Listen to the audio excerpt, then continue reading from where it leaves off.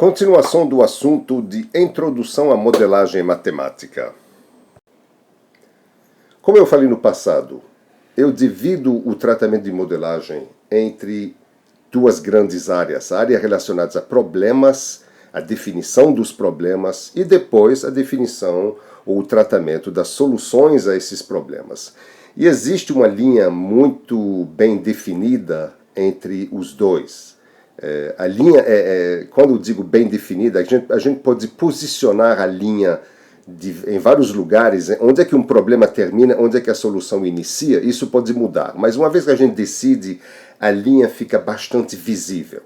Então, na formalização de problemas e na formalização de soluções, eu quero primeiro, nesse mundo todo, eu quero ensinar como se formaliza a descrição de um problema em linguagem matemática. Você tem um problema a resolver, eu quero descrever qual é o problema que eu quero resolver, sem pensar em como é que ele será resolvido, que isso tem a ver com a solução.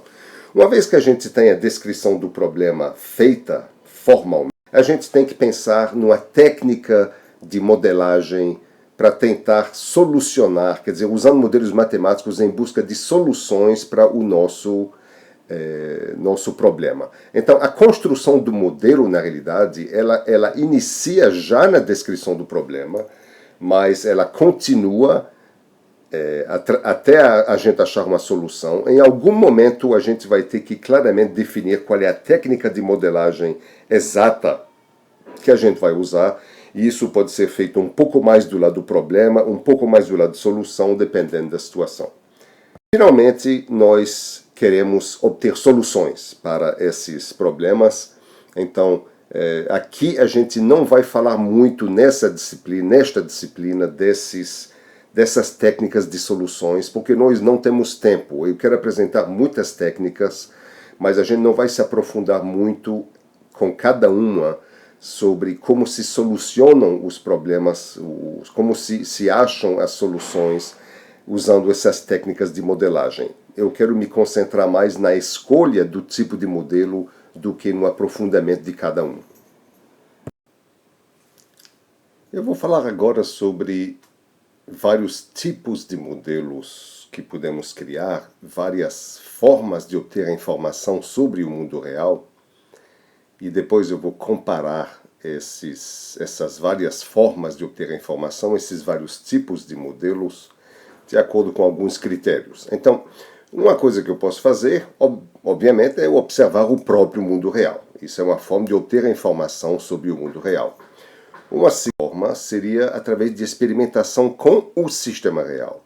Quer dizer, não só eu observo, como quando eu falo de experimentação, eu realmente controlo o mundo real. Eu controlo as entradas do sistema real, do mundo real, e eu vejo o que sai. Mas eu estou usando realmente um sistema real. Então, isso seria a segunda forma, que é experimentação. A terceira seria usando modelagem matemática. Só que o modelo matemático ele pode ou existir, ou então pode ser construído do zero, construir um novo modelo. Se eu usar um modelo matemático existente, eu vou ter que selecionar o modelo que mais se pareça com o que eu quero fazer, né? E, finalmente, eu posso construir um tipo de modelo que a gente chama simulação. Um modelo que é mais exato. Ele não é um modelo matemático, é um modelo, ele é formal também, mas ele digamos, resolvido. A solução do modelo vem através de uma simulação, ou, se você quiser, um programa de computador que simula o mundo real. Isso permite usar um modelo mais fiel, digamos. Eu quero comparar esses tipos de modelos usando esses três atributos, essas três dimensões: fidelidade, custo e flexibilidade.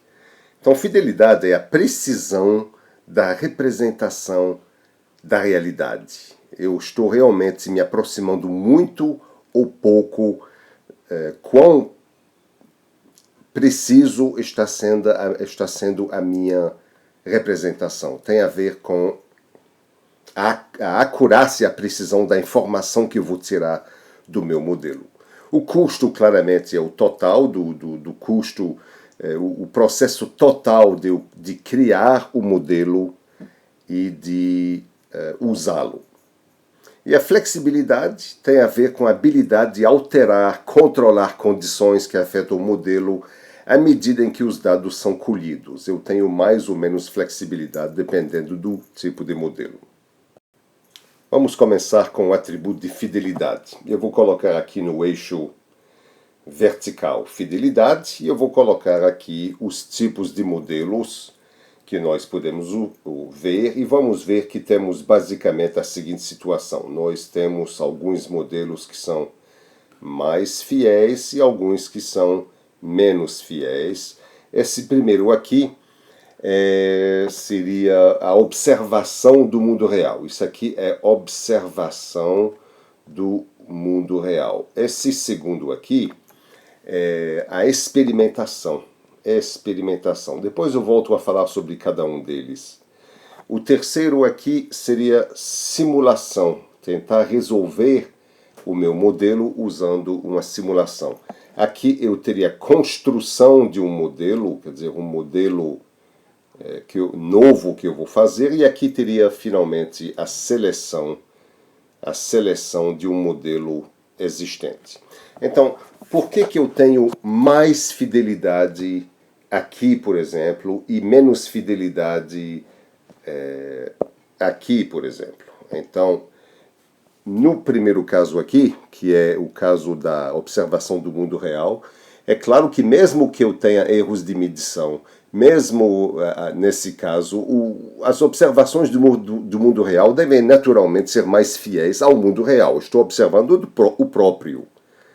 No segundo caso aqui, a experimentação, o comportamento é observado diretamente, talvez no laboratório, mas eu tenho um pouco menos de fidelidade porque tem um laboratório envolvido, eu tenho que talvez, para ganhar controle do mundo, para poder experimentar, eu tenho que talvez reduzir um pouco a fidelidade. Quando eu simulo, eu tenho que fazer, eu estou modelando, eu estou fazendo algumas simplificações, mas eu faço menos simplificações do que usando os últimos dois, que são os modelos matemáticos. Tem muito mais simplificação necessária normalmente no modelo matemático, que é o caso nesses dois casos aqui, e eu vou ter mais fidelidade se eu construir meu próprio modelo do que se eu selecionar um modelo existente, porque aqui eu posso casar o modelo construído com exatamente do jeito que eu quiser, eu posso fazê-lo do jeito que eu quiser e eu devo ter, portanto, mais fidelidade. Esses modelos genéricos aqui, eles tendem a não casar tão bem com a realidade. Se a gente agora examinar custo, vou colocar custo no eixo vertical e aqui novamente eu vou colocar os 5 tipos de modelos, eu vou ter mais uma vez alguns melhores do que outros. Aqui não é necessariamente verdade tudo que eu vou falar aqui, quer dizer, é possível que alguns modelos aqui que eu digo que são melhores do que outros sejam na realidade piores, depende da situação particular. Mas aqui então eu teria como o de maior custo observações do mundo real. Observar o mundo real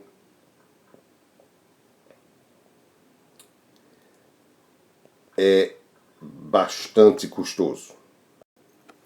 Aqui eu teria a experimentação, e eu até diria que às vezes a gente pode inverter esses dois. A experimentação pode até ser mais cara do que observar do mundo real, porque eu tenho que ganhar controle do mundo real. Mas quando eu posso observar em laboratório, às vezes pode ser também menos custoso. Então, mas os dois são os mais custosos de qualquer forma.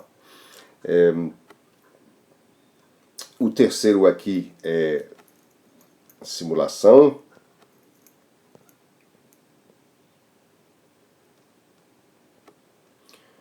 O quarto aqui são modelos construídos. E aqui são modelos selecionados. Então, eu tenho aqui a simulação, eu estou colocando como mais cara porque desenvolver a simulação, o simulador, escrever o código, verificar e validar o meu modelo, o meu programa de computador pode ser bastante caro. Nem sempre será mais caro do que outros, mas muitas vezes é mais caro. O custo adicional de customização aqui faz com que em particular aqui, quando eu construo o meu modelo, ou quando eu faço a customização de um modelo existente, eu tenho um custo de construir que é muito menor do que quando eu simplesmente seleciono um modelo existente. Então, em termos de custo, temos essa situação aqui do pior aqui, que é o mundo real, para o melhor. Então, você viu que aqui é o contrário praticamente da fidelidade. Eu tinha mais fidelidade aqui no mundo real e eu tenho maior custo. Então, eu tenho aqui exatamente o inverso, o que exemplifica o trade-off. Mais de um, menos do outro. Finalmente, o terceiro eixo, terceira área, terceira dimensão seria a flexibilidade. Então eu vou colocar flexibilidade no eixo vertical e aqui eu vou ter os seguintes 5 tipos de modelos. Eu tenho aqui, vamos lá, aqui eu vou ter observação do mundo real. A observação do mundo real me dá muito pouca flexibilidade, porque o mundo real é como ele é e eu não estou aqui fazendo nenhuma alteração, estou simplesmente observando. Experimentando é um pouquinho mais flexível, porque eu posso alterar as entradas, então eu tenho um pouco mais de controle. A simulação me dá mais controle ainda e mais flexibilidade de fazer as coisas, e aqui esses últimos dois, que são bastante semelhantes aqui em termos de flexibilidade, seriam os modelos matemáticos. Então, é aqui que realmente os modelos matemáticos vão ganhar na flexibilidade de realizar o meu estudo, alterar as coisas, fazer análise de sensibilidade, descobrir a robustez das coisas. Tudo isso, como a gente vai ver, é bastante positivo para modelos matemáticos. É claro que, como vamos falar aqui de modelagem bastante, muito do que a gente vai falar se aplica também a modelos de simulação, porque simulação, na realidade, nada mais é do que uma forma da gente solucionar o modelo, mas o modelo pode ser elaborado inicialmente de uma forma matemática, embora ele seja resolvido usando simulação.